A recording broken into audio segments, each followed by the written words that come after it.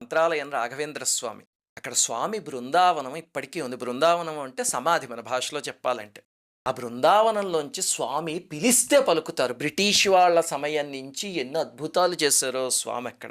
అలాంటిదే ఒక తల్లి రాస్తున్నారు చూడండి. 'స్వప్న గౌరి కళానిధి' అనే ఐడీ తోటి. ఏమిటంటే అసలు రాఘవేంద్ర స్వామి లేకపోతే నా జీవితంలో నేను బతికేదాన్ని కాదండి అని చెప్తున్నారు.